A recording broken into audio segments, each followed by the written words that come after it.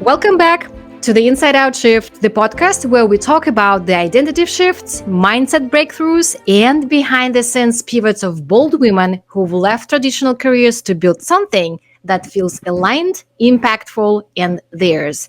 I'm your host, Evgenia Baikova, business mindset strategist and Clifton Strengths expert.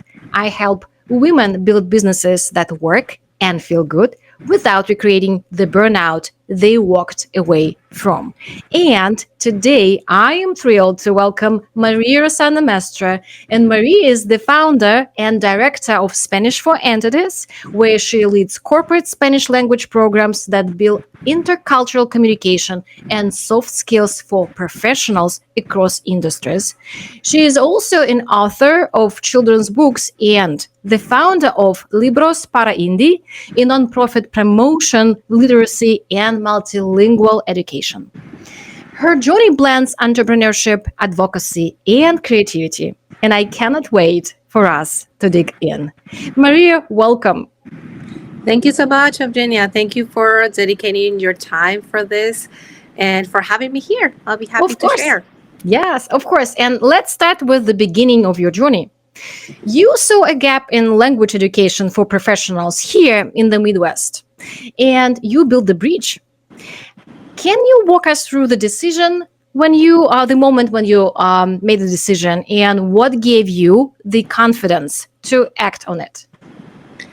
Well, the confidence, I think it comes from my background. I have more than 16 years in the language industry. That's my profession. I did journalism, I did languages, and I worked in it when I was living in Brazil. When I moved here more than 10 years ago, I saw how languages are approached here, and I saw a gap in the professional development. So we have adults between 20 and 50 in the work market, and they would love to learn languages, but they don't have the time, the free time, and they would like to do it within their work time and to use it for professional development. So I created the academy to work from this perspective of workforce. Well, yeah, thank you. Thank you for sharing. And well, that took courage, right? To take the action and connect. It's so connected with what I offer in my coaching because you know that many women struggle with imposter syndrome when they are stepping in leadership. And I'm just wondering how you actually balanced your background, especially coming from teaching. How I balance my background? Well, it takes, as you mentioned, it takes a lot to take the step and say, okay, I'm founding a company because you have a lot of things involved. You have to make sacrifices on one side and take the courage to make the others. But it's rewarding. I would say that it worth it when you feel passion for servicing to accomplish something that you see that is needed. It takes all the courage. And I would say that balancing is always something that you have to keep in mind. Always keep it in mind because there is no right balancing. There are times that you're going to dedicate more time for your profession, and there are times that you can say, okay, I'm needed for my personal life. So it's always keeping that awareness Yes. in top of the table. Yeah, absolutely. I can only echo that. And you know that being a CEO in your own business and juggling all the things like your family and other commitments, that could be a challenge, right? Yes, it's a challenge. And in our previous conversation, you mentioned that you led a team. And you also mentioned that leading a team feels at time like you are being a mom in your company, putting others first. So what have you learned about another balance, how you're balancing that leadership with self-care and personal boundaries? You have to, I think it goes with the growing of the company.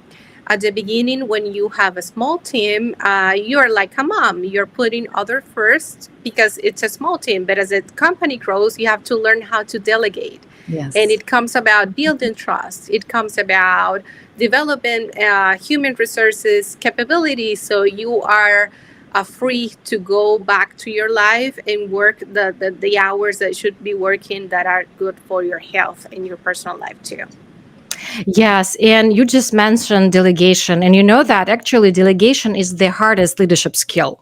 It is so hard, especially if you have tendency of perfectionism. If you are recovering perfectionist, it's not easy. It is not, and probably you also notice that when you are not that easy delegating some of the tasks, right? You are controlling people, or you wish you could do that yourself because it will be better or faster or whatever. Yes, and it comes, yes, you have to build the trust, you have to know people working with you, but you have to build the trust. I would say the key word there is trust, confidence, and training. Yeah, and also you mentioned that you actually have international background. You used to live in Venezuela, Spain, Brazil. How has that multicultural lens shaped your mindset as an entrepreneur?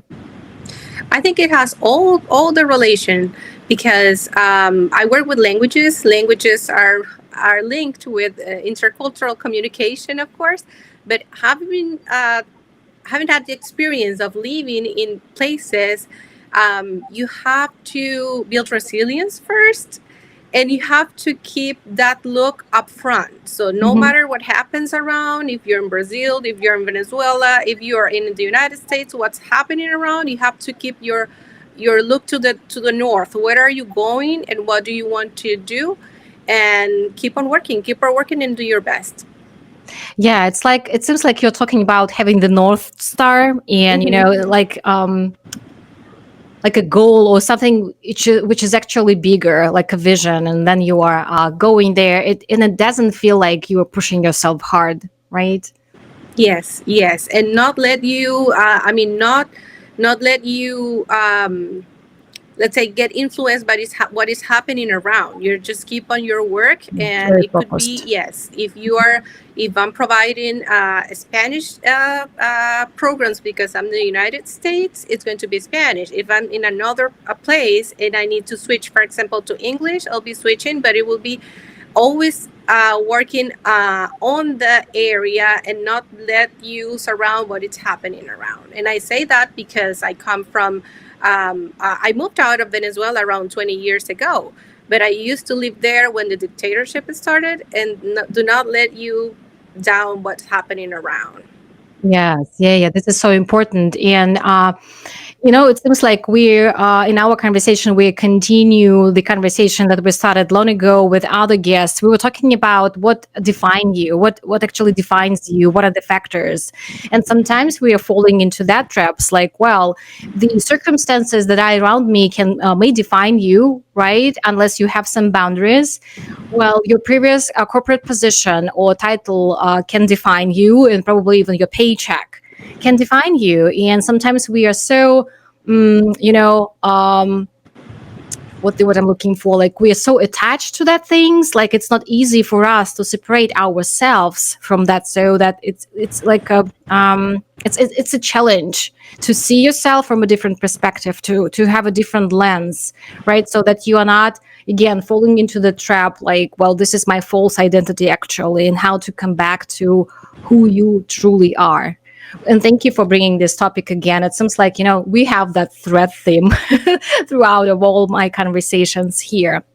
And Maria, now let's talk about your nonprofit organization, Libros para Indy. I know that there you are focusing on access to Spanish language literature, right? So why you think that it is so important to preserve and celebrate language?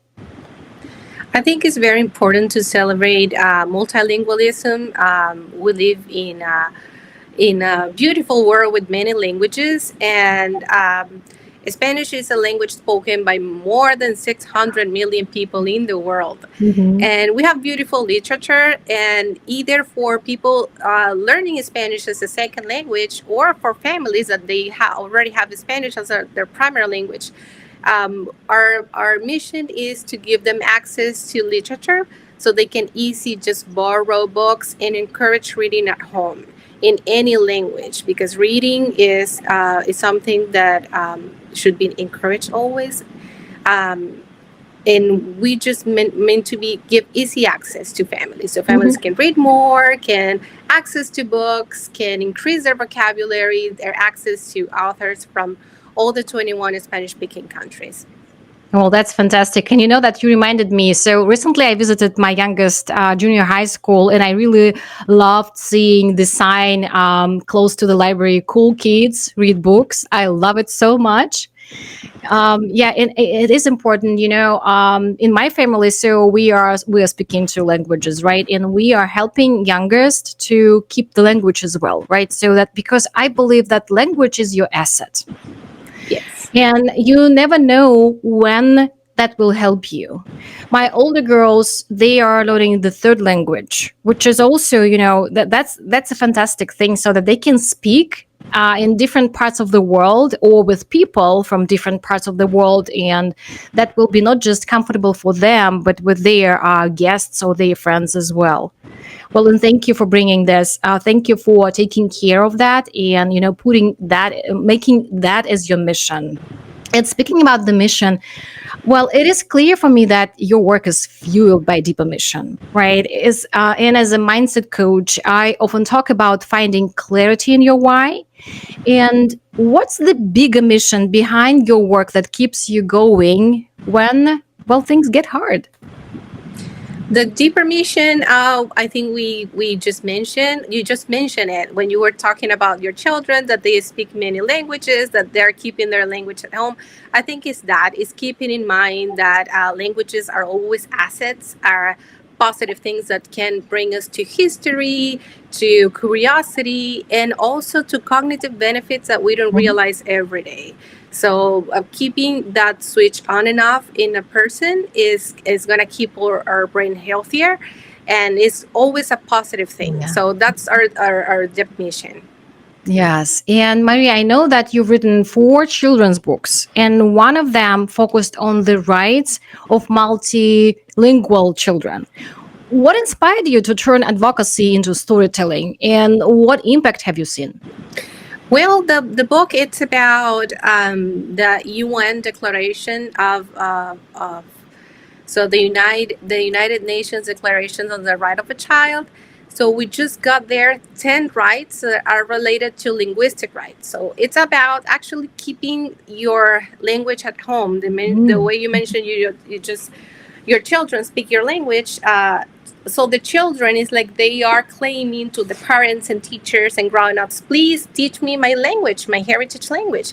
Bring books at home, Mhm. read with me, take me to the movies, and keep that language, so you don't take them away from their heritage language. This is about that. So it's written on the perspective of a child, and it's illustrated, and at the end it has all the UN declaration that happened so many years ago, Mhm, in mhm. So relevant. 1959. Mhm, mhm, And it's just in a creative way and in a lighter way, I'll say, mhm, for mhm. children to understand that they have the right to know their language.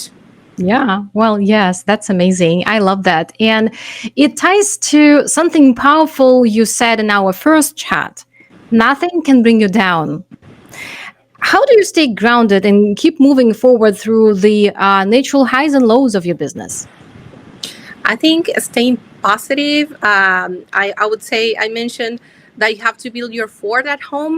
So every time you need to recharge, you come home, you talk to your family, you put your feet on the ground, and you just continue the next day.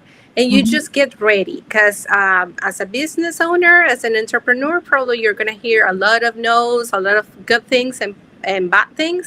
And you cannot be um, I would say, so bendable to let you down. You have to put your feet on the ground, and if you feel bad about something, you just come down, relax, and keep your fort at home and continue the next day. So the Yeah. key is continuing for me. And this is such a resilience, and it is so inspiring as well. And Maria, for the women listening who may be sitting on a great idea but feel scared to take the first step into entrepreneurship, what advice would you give them? I would tell them, just continuing the previous question. I would tell them, get ready. Yeah. You're gonna hear a lot of yes, but probably you're gonna hear a lot of no's. No. So just be resilient to the lot of no's and keep on polishing your company. Try to make it better and better and better, so you can hear a lot of yes, yes, yes, and find what is causing the no's, so you can get a yes Yeah, I and love it. continue providing services in the area that they are providing services. Yeah. I love how you are putting this together. Yeses and nos, but also not just ignoring the nos, but learn what caused them. That's, I think, a very important thing. And yeah, I will note that for myself too, because sometimes, we have the tendency, well, no, okay, let's move on. Right. But yeah, that's golden to understand why the no's are coming. Is this about your offer? Is this about your messaging, for example? Or is this just you not talking to those who are actually interested in your services, right? Yes, it's all related to get what is causing the nose, and go in continuous improvement. I guess the word is continuous improvement, Right. and be always objective when you assess your company, when you assess your services. So sometimes it's good to get not that close, to get Mhm. away a little bit and then come back. Yeah. What am I doing right? What am I doing wrong? When was the last time I assessed my own company? Mhm. Yeah. Well, this is great and beautiful. And as we close, I'd love to look back. If your younger self teaching in that bilingual kindergarten, could you see now what do you think she would say? To Maria when she was younger, Mhm. so I would say I'm proud of Maria, because she was always she followed what she liked, even though she needed to even create new path and combine other experiences. I would say something nice, that all of the experiences that she had, all of the bosses that she had before, helped me to become the director that I'm now. So Yes. I think I would share that I role model a lot of previous bosses that I had in mind Mhm. when I was younger, when I was 17, 19, 20, and I learned from them. Mhm. And I think I got a little bit of the experience of each job that I had, and that helped me a lot to become what I'm today, or what the business that Mhm. Mhm. I'm forming. Yeah, and I like this self awareness because also, sometimes I see in my clients that they're canceling their previous experiences, they're canceling their background when they're starting something new. Like, well, I'm so new in that. And sometimes I'm hearing, well, I'm a baby coach, or well, I'm a baby entrepreneur. Well, you're not. If you have 5, 10, 15 years of experience before, you can definitely reflect on the skills, knowledge, and experience that you have and build on that. And thank you for sharing that with us.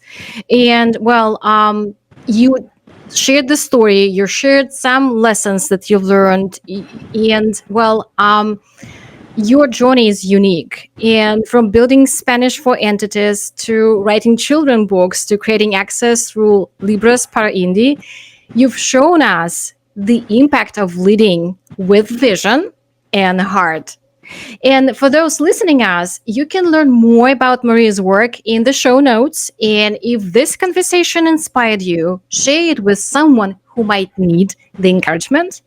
All the links are in the show notes. And if this episode moved you, don't forget to like, subscribe, and share it with someone who need to hear that. Until next time, keep leading with clarity, courage, and purpose. Bye bye. Thank you so much. Bye. Bye bye.